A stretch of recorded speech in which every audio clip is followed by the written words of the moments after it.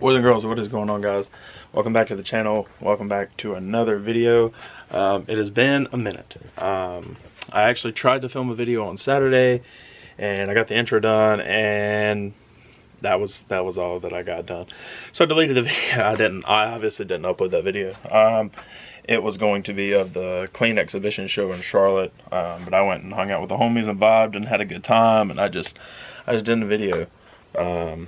But with that being said, there's no light over here. We're back. We're going to be back on a regular schedule, a regular upload schedule, because we have to fix this thing. Yes, it is still on stands with no wheels. So we're going to, obviously we've got to get wheels. I know what I want, I just got to order them. So we got to get the ball rolling on that.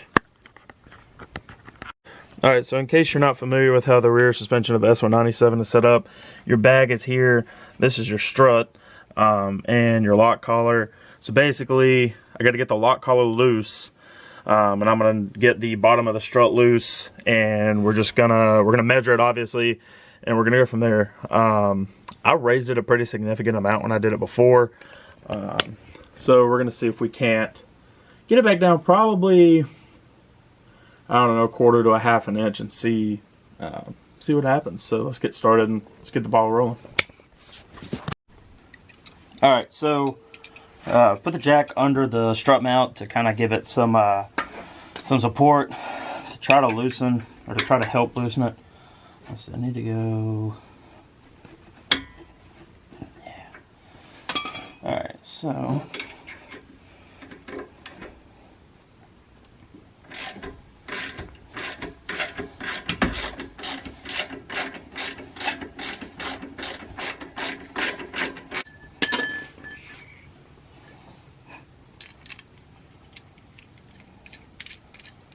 set it over here. Now, with that bolt being out, realistically, we should be able to, obviously the strut's free, right? So if I can get this lock collar free, should be able to adjust the rear height on this thing. My issue is going to be getting the rear lock collar free, because I don't know if I have any PB Blaster or WD-40. So we're going to see what we can do and then adjust it. The bad thing is I don't have any wheels to test and see how far up I need to go, but I can see the old thread marks of where I was at one point, so I think that's probably where I'm going to go back to. I know that's a significant jump, but we're gonna, that's where we're gonna start, and then I'll get some wheels or something to test fit it and just kind of see where we're at. But let's see if I can find some PB Blaster, and we'll see if we can't get these things loose really quick. Alright guys, so why will you not focus?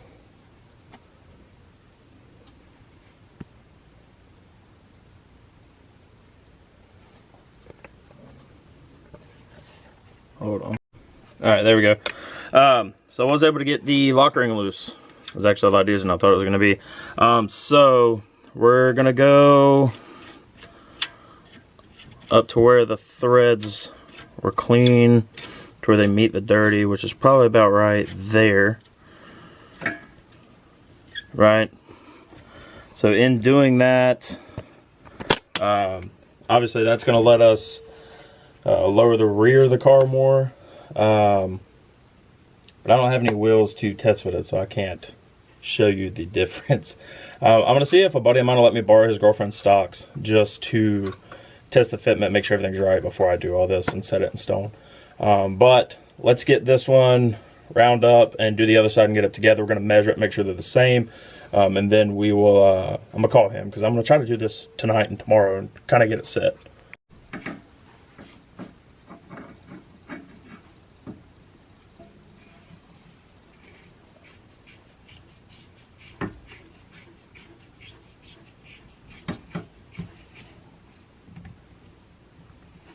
And I'm not gonna be able to go that far. That's max right there. That's all I've got as far as lowering the rear of this thing. So it was obviously not as far as we thought it was gonna be. which I mean is fine. That just kind of shows me how far I had actually raised the car, which wasn't really, I mean it was quite a bit, but it wasn't a whole heck of a lot. But so now basically the strut's maxed. It's maxed up, which should make it as short as it can be. But still gotta do the other side. I'm hoping the other side comes off as easy as this side did. For some reason, I don't think that it's going to. But I'm gonna call my buddy really quick and see if he'll let me at least borrow the rears, just to kind of see where I'm sitting at fitment wise. But as soon as I call him to get to the other side, I'll pick you guys back up and we will go from there. All right, guys. So we got the passenger side adjusted, and now everything makes total sense on why my pressures were off, the height was weird. The passenger side was significantly taller than the driver's side for whatever reason. I don't know if I never adjusted it or if I adjusted it, I don't remember. I don't know. But passenger side is also now maxed out to match the driver's side, so we should be good there. I tried to call the buddy of mine, he didn't answer, so I guess we're not going to be test fitting anything tonight. The only other thing that I really need to do tonight is I need to change this filter. I don't think I've changed this filter in probably a year and a half or 2 years. So it's done really good for me, but we have a new one over here in the box that I bought for the Miata actually, and it didn't fit. It's just a Spectre filter, nothing crazy, but we're gonna unbox this and change them out, and I'll pick you back up. All right, guys. So I just got the filter off. Check this out. So this thing has definitely seen better days. It's supposed to be this color, but obviously, like I said, I hadn't replaced it or washed it in anything in a while. I mean, it's not bad. It's just super dirty. And obviously, this filter is half the size of that one, just about. But a clean filter should help this thing run a lot better. So we're gonna get it in there, and I will I'll update you guys when I get done on how it looks and everything. And I want to try to crank this thing. It's only 7 o'clock, so I need to crank it and let it run. So I get this thing on here, we'll start it and let it run and everything. So, all right. So I take that back. It's a bigger filter for a reason. You can see the size of the hole that goes over there. This is the old filter, and then this is the new filter. Pretty significant. And I say that because you can take the old filter and it just swallows the new one. So this filter won't be going on, so I guess I'll just keep it in case I ever need it for anything. But I guess we'll put this one, actually I'm not going to put it back on for right now. We're going to clean it up before I put it back on. But I am going to start this thing just to kind of let it run for a minute, get some fluids moving through it, because I haven't started this thing in a minute. So get the garage door open here, and we'll get her started.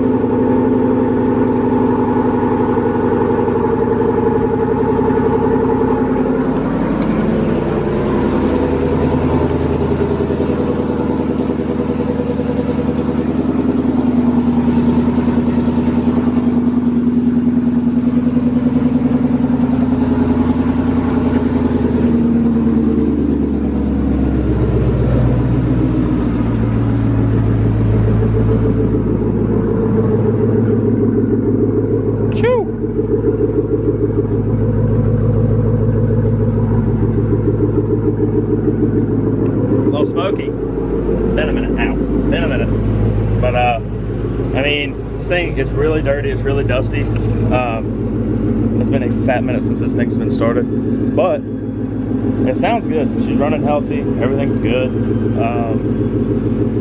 We're gonna give it a minute. We're gonna let it get up to operating temperature and everything. It's really smoky. Holy sh!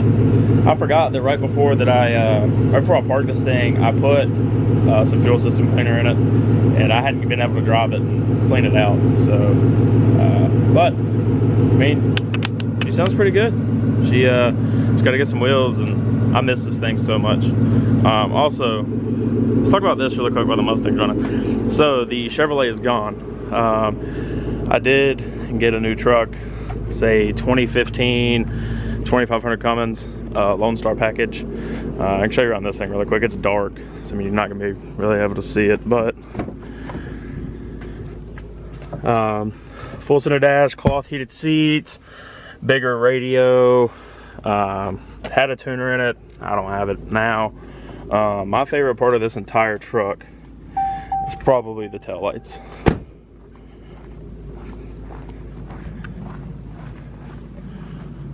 I know it's kind of like ricey and they look really ricey on camera, but in person they look really good.